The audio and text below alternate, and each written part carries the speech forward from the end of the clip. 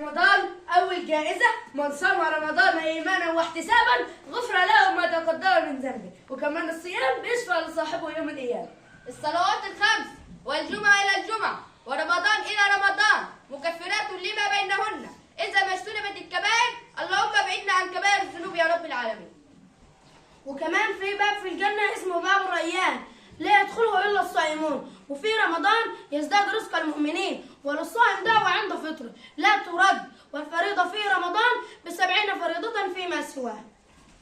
عرفنا حالنا في رمضان مع القرآن والصيام والتهجد والتسبيح، لكن في سؤال مهم جدا: ايه حالنا بقى مع حضورنا للمدارس وتحصيل الدروس والمذاكرة في الشهر العظيم ده؟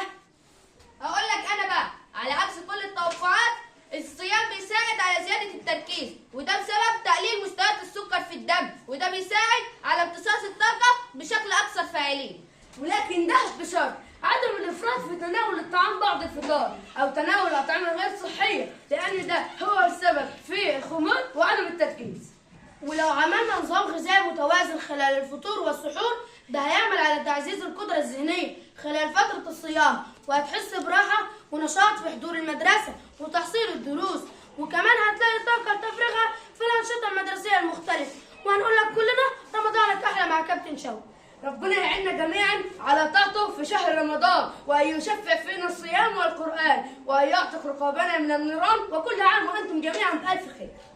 عمروا نهار رمضان بالصيام، وعمروا ليله بالقرآن والتسبيح، ويا ريت نجعل لنفسنا برنامج قرآن نجمع به بين الصلاة والاستماع والتدبر والعمل عشان نكون من الفائزين في شهر رمضان. وكل عام وأنتم جميعا بألف خير. حلو يا حلو رمضان كريم يا حلو، حلو يا حلو رمضان كريم يا حلو، حلو يا حلو رمضان كريم يا حلو.